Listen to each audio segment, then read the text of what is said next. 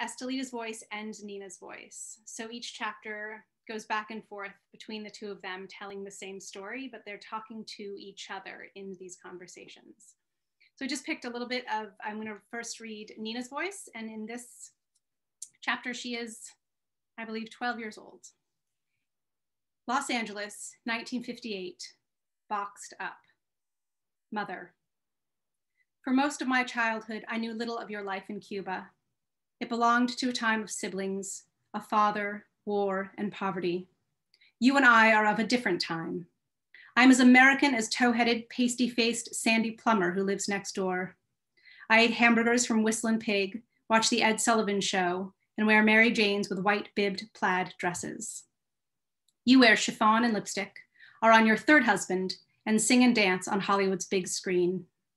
There are no siblings or father for me, just grandmother Maria, who bosses us both, and your new husband, who I don't like and I will never call dad. In August, there is a drought. The ground beneath our feet cracks and splits with thirst. The wind blows hot and tumbleweeds roll. Dirt crumbles down the Hollywood hills, turning roads and once shiny cars the color of sand.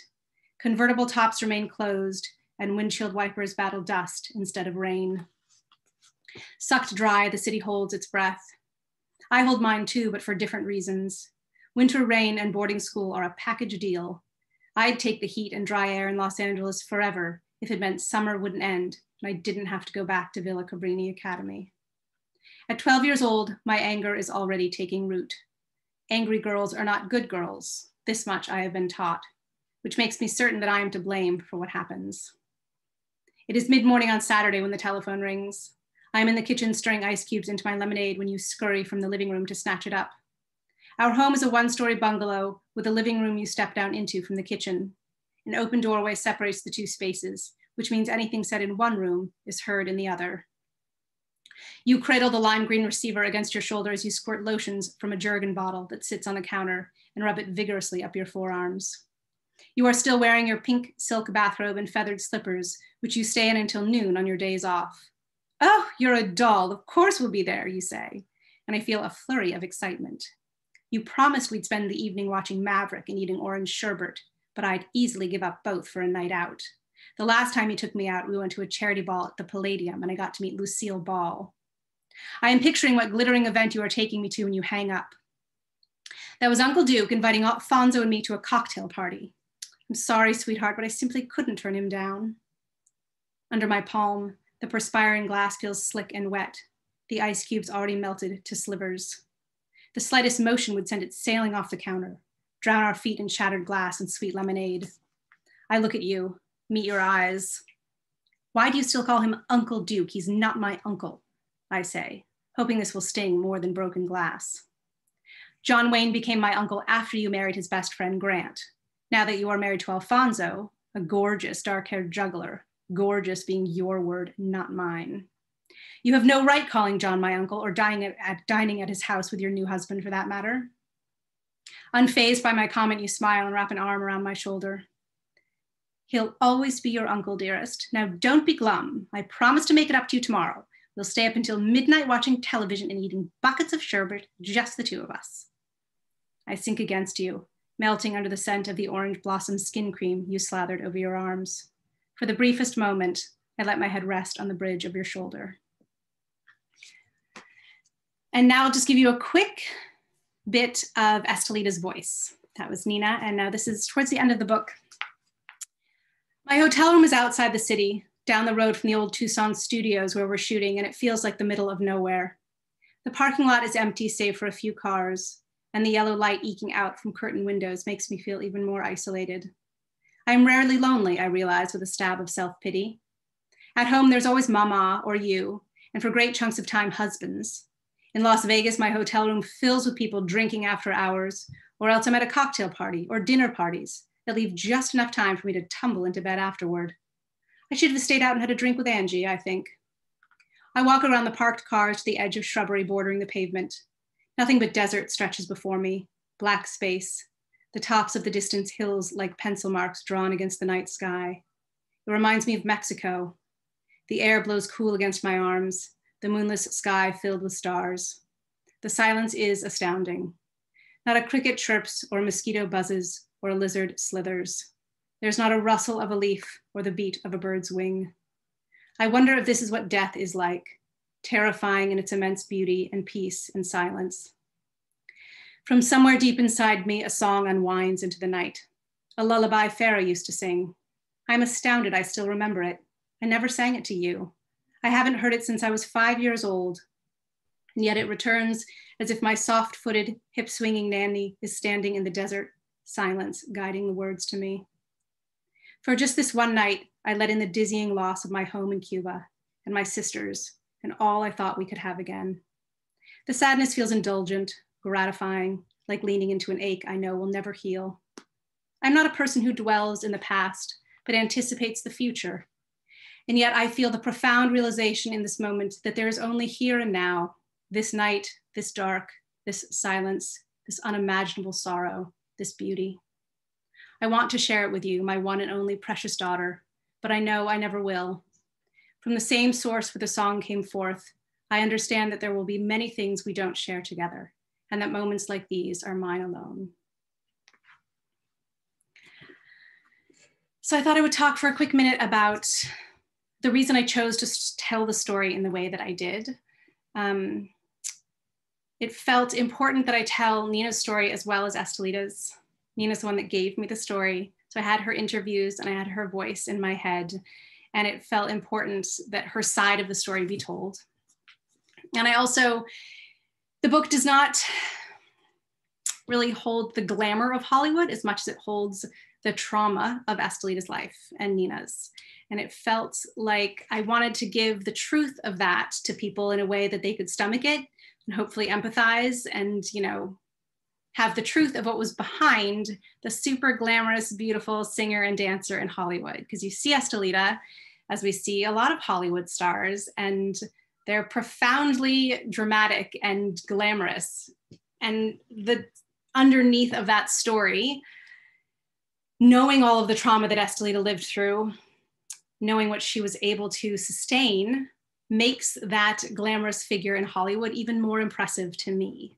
You know, that she could be as lighthearted and silly and fun as she always was, having lived through all of the things that she lived through.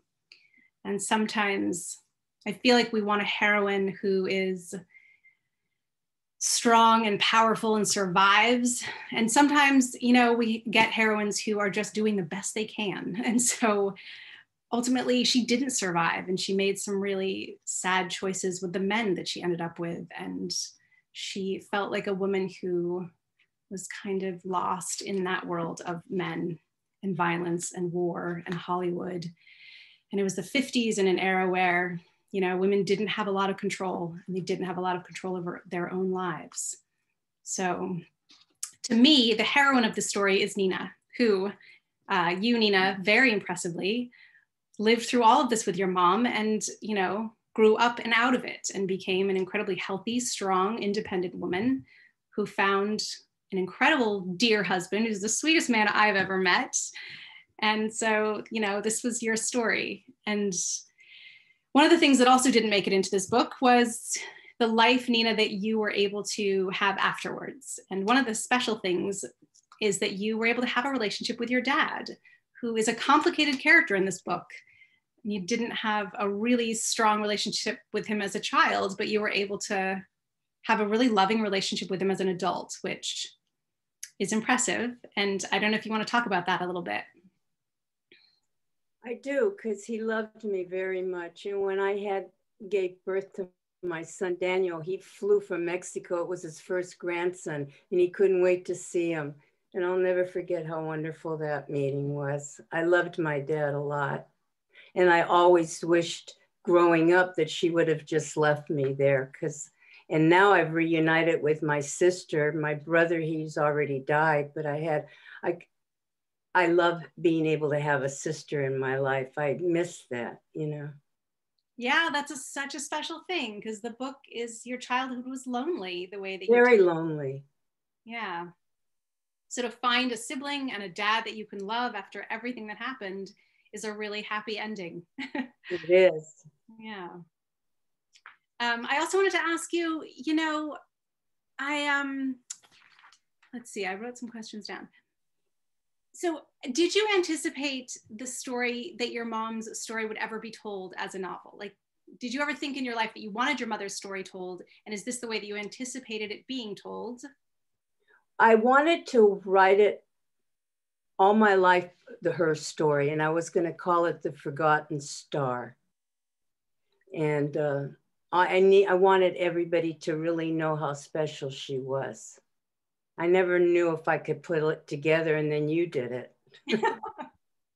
Were you able to write anything down? Did you ever get any material on paper or? Not really, not really. No. Well, I'm glad you had it to give to me. Exactly. You were also incredibly open when I interviewed you. I was really impressed with how open you were about your own things that happened to you that were traumatic and your mom's. At no point in the interviews did you seem hesitant about any of it, but I'm just wondering if you ever actually felt hesitancy or nervousness giving that material over and to the world, or were you just really confident in that?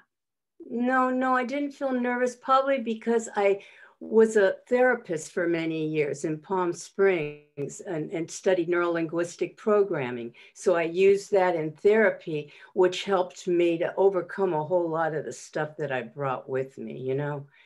After a while, it just got to a point where I was good at my profession, but I wasn't healing myself very well. So that's when I came back to Big Sur and I met my lovely husband, and he helped with the healing. Yeah, well, that is impressive. And that actually makes a lot of sense. Because the way that you were able to tell me the traumatic things in your life were very factual, and as if you had really worked through them and then were able to, you know, give them to me and put them in a book and let the whole world read about it, which is really impressive. And, you know, it's not every historical fiction author that gets to have the person in their life that is the one in the story. It's been true. Yeah, it's very lucky for me. So thank you. Thank you. So I was also wondering, you have so many incredible stories of your mom, super fun, fabulous Hollywood stories that also didn't make it into the book. Is there anything in particular that you wanted to tell us about her, like your favorite memory or just some really strong, fun memory you have of who she was? She was just always fun to be around. Like when she'd perform in Las Vegas, she was always the headliner at Las Vegas. And one time, I forget who was there. It was Jimmy Durante, and then there was some other people there. But she loved to make fun of people because she was such a good comedian. And she'd make fun of, she'd do an act up there that would have the whole audience laughing because she was so funny. She'd do Jimmy Durante and all those people.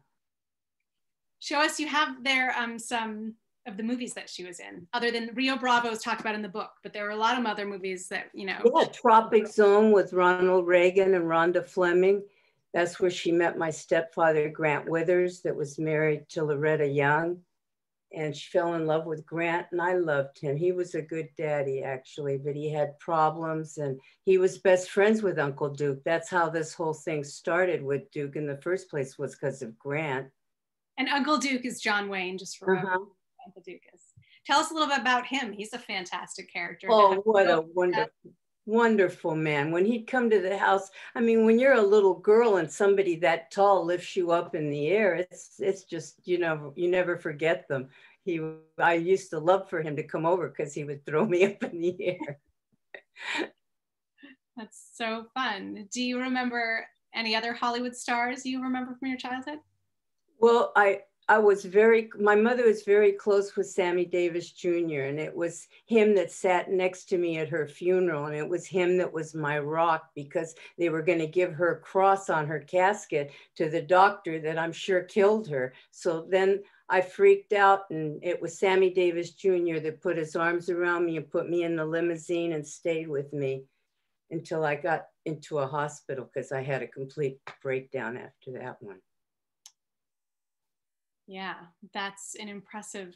I mean, the priest was going to give him the cross. And I just said to the priest, he's the one that killed her. Why are you giving him the cross? I couldn't understand, but.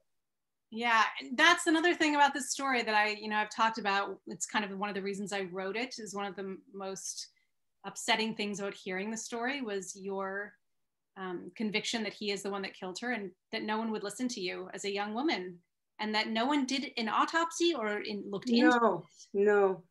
And he died a year later of a brain tumor. Like, that's going to excuse it. Yeah. And why, like, just from your perspective back then, why do you think that was? Was it because he was an upstanding doctor and they just assumed that there was no reason, no one wanted to question him? Exactly. Yeah, it's tragic. It's a really tragic thing to also know the violence that you talked about that happened to her with him before her actual death. So. Yes. He tried to drown her in their swimming pool. It was horrible. But the night before I found her, she was rehearsing. She was supposed to open at the Flamingo in Las Vegas. There was nothing wrong with her when I found her on that bathroom floor. And she said, what did she say to you then? She was very clear. Don't tell Mama, don't call Mama. She was worried about my grandmother. She didn't want my grandmother to worry. Mm. And she said, and Ricardo me dio algo. He gave me something. I don't know. And she died in my arms. That's all I know for sure. Yeah. That's a really sad thing to have gone through as a young woman. But you've told the story well. These are all the facts that you had given me, and I hoped to do them justice and write them in this book as the way that is close to the truth as you gave me. So, yeah. I'm going to pop in if that's okay. Yeah. Because I'm dying with some questions that I have myself. So, Nina, and Serena, stop me if I'm giving any too much away for the story, because how old were you when your mother passed? Oh, God, how old was I? 16. Wow. So you're a young woman.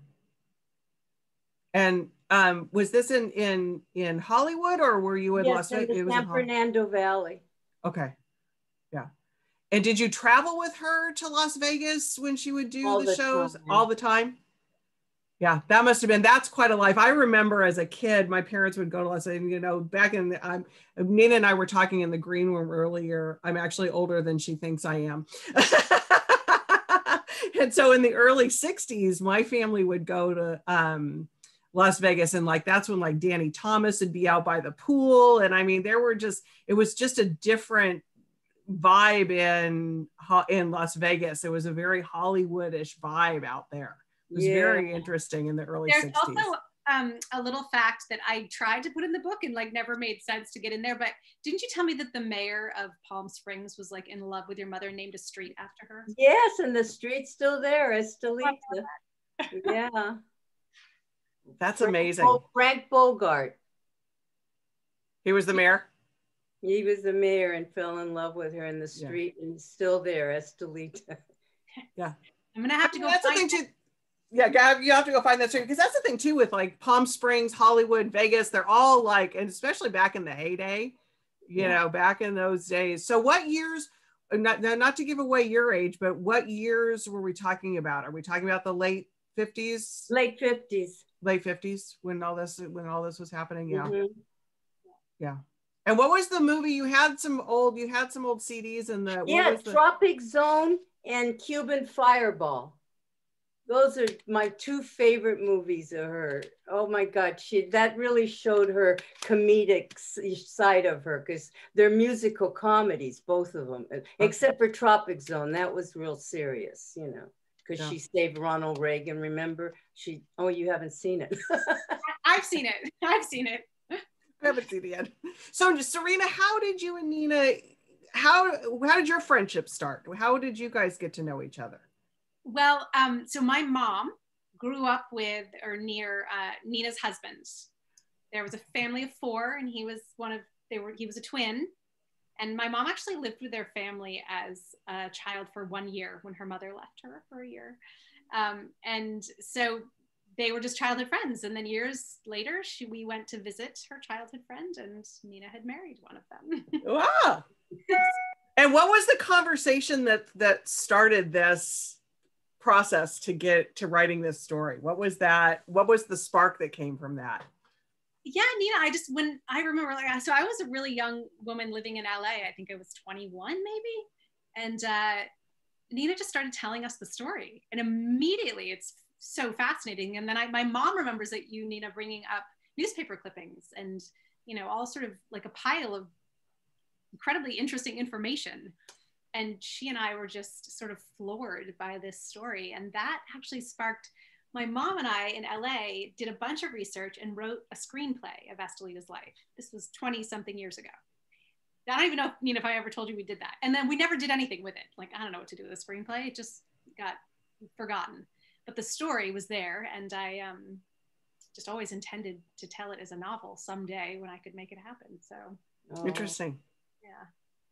And that's the thing too that you talked about, and maybe why it is still an unsolved case. Is that correct?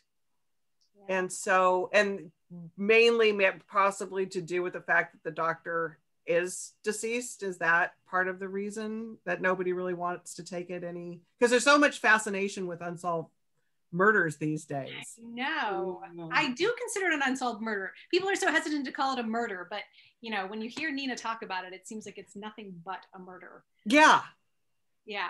I mean, the doctor died a year after Estelita did. So long ago. It's just right. Been, like, quietly forgotten. Yeah.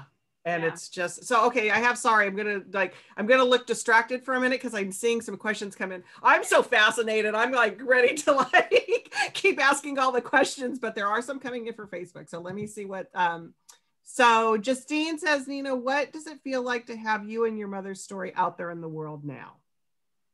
It feels good that I'm glad people know about her, because I feel like she missed out on her whole life there, that she was just taken from us too soon.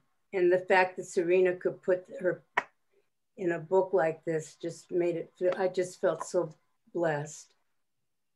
Right. I think she would be so happy too. Yeah. So sweet.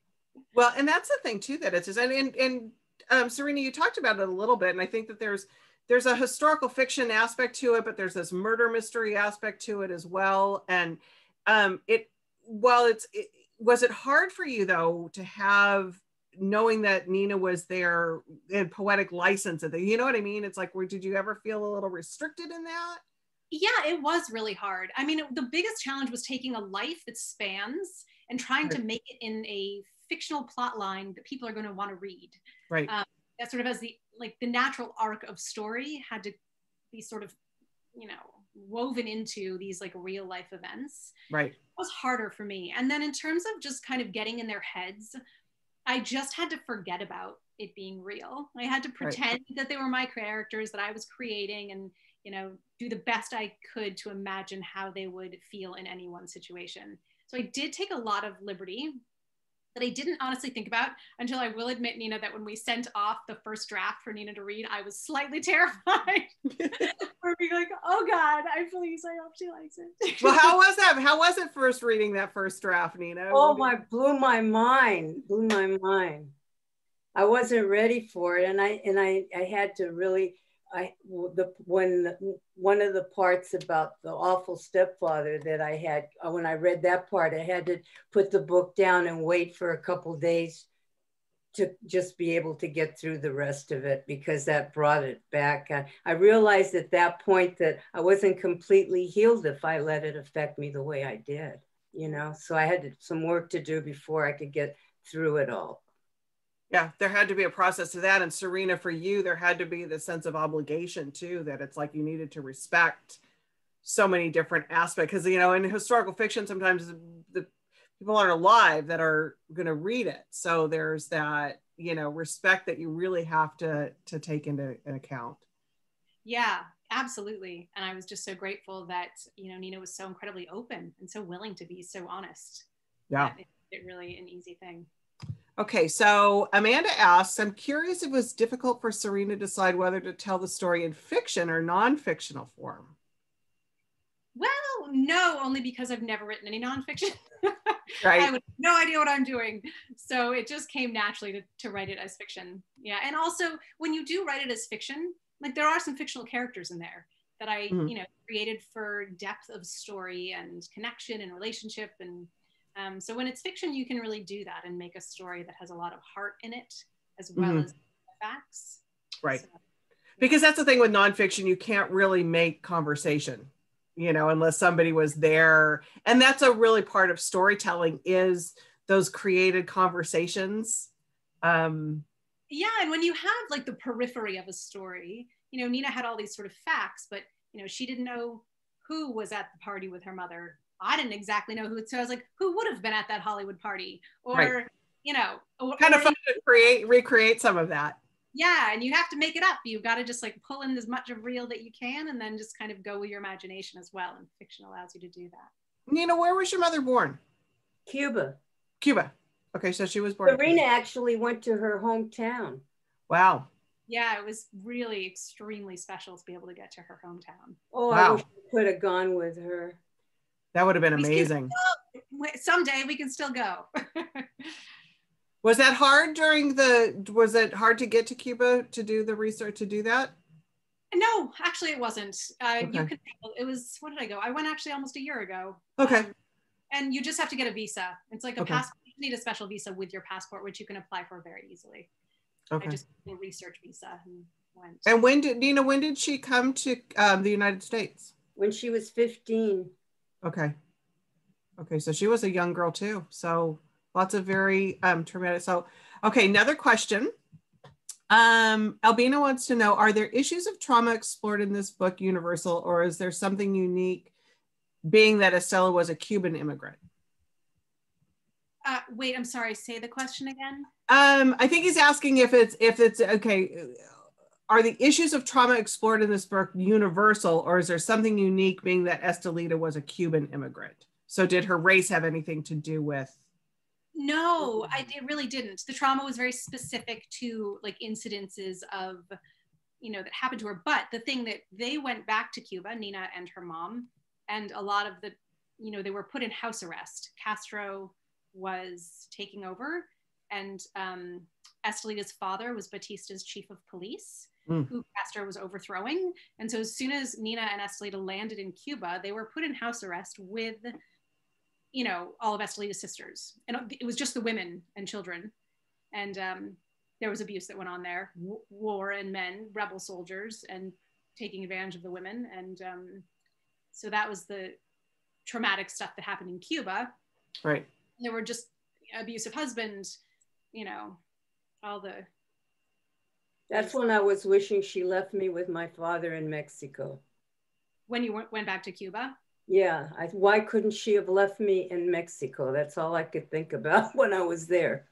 Yeah. So you had somehow, so did she go from Cuba? I'm sorry, I'm so fascinated by it. So did she go from Cuba to the United States and then to Mexico?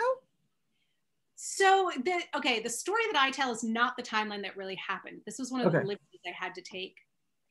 Estelita and Nina came from Cuba as a young woman. Nina was born at was it 2 or 1, Nina? I was 2 years old when my father kidnapped me, and then she kidnapped me back.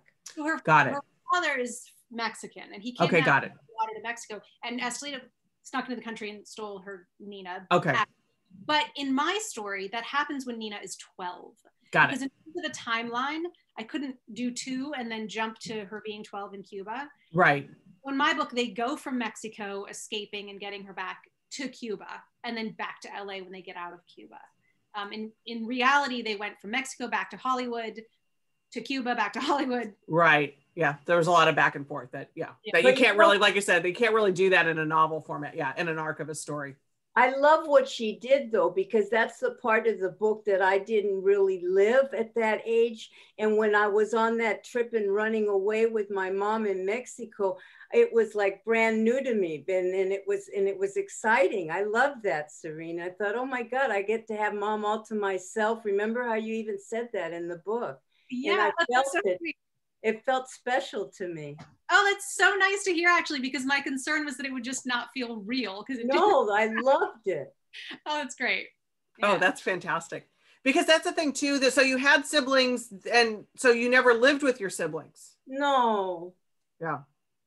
So And even I if it's new that met Nina, my sister 3 years ago. We've been on Facebook together and sharing pictures. And because of this COVID, there's no way we can see each other. I'd love to see my sister. Oh, and does she live in the United States or is she in Mexico Mexico? She's in Mexico City. Okay, so I have another question coming in here. So this is from Laura.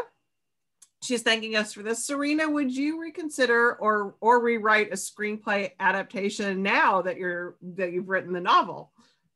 I have considered doing that. I don't know if it's worthwhile or worth my time. I don't know what to do with a screenplay once one has one. But I have absolutely considered it, honestly, because I just think it'd be a fun skill to learn, right. to relearn and do properly. You know, I always like to challenge myself as a writer. So yes, I would consider it.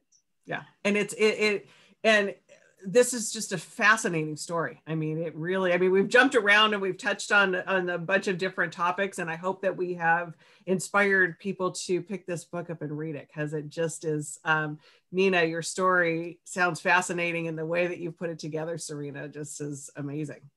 Well, thank you. Yeah. I don't know if we've got any other questions coming in. Anything you wanted, that you thought that we haven't really covered yet, that you want to talk about, or do we cover it pretty much? I mean, I feel good. This has been really fun. Yeah. I really enjoyed having both of you, and thanks for moderating with questions and some questions yourself. It's oh, sorry I popped in so quick, but I was sitting in the background. I was sitting in the background and I was going, oh, there's some things I gotta know. Like, I know so much. It's hard to know like what other people might want to know, because I have it so in my head, as Nina and I have talked many times. So right. Nice to have and so, Nina, how many children do you have? One. I have a son. He's 42. And he lives in Los near Angeles. you? Oh, not too far then. Not too far away. So that's good. He'll always be my baby. Oh, they always are, no matter how big they get, right? I know. Every Christmas, I still send him his underwear. And he'll love that you said that. I love that. And Serena, I can't help but notice your bookshelf. You have one of my favorite books behind there, Mishling. Oh my God, I love that book. Isn't that an amazing book? Oh, good. Yes. Wow. I mean, it's just, and what a note to publishers. It's like the fact that it's a big spine with a big name on it. That's a really good thing. So find me in Havana. There's the book right behind Serena there. There you go. Yep, there it is. And Serena, how should people, if they want to follow you, do you do social media? What's the best way to follow what you're doing? So yeah, I'm on Instagram, Facebook, Twitter, and they're all easy. It's just Serena Burdick. So excellent. And I also, my website is probably the easiest way to find everything. If you want to just go to serenaburdick.com, like events, books, and links to social media stuff are all on there. And do you will you Skype in or Zoom into to book clubs and things like that? Absolutely. I'd love to do book clubs. I've met with them. Most have been doing, Zoom book clubs these days. Because I can see this being a really good book club choice. So people there, because I mean, I'm sitting back here going, I haven't even read this and I have a ton of questions. So after people read it, I imagine them having lots of questions. Yeah, I would love to do book clubs. It's super fun for me. So. Excellent. Well, thank you both for being with us tonight. Don't forget that the book is available. It's in the comment section. You can order it from Warwick's and we will ship that out to you. And it's also being recorded, so we'll have it on our YouTube page as well. So with that, I'm going to take us off of Facebook Live. So good night. Bye. Thank you. Thank you.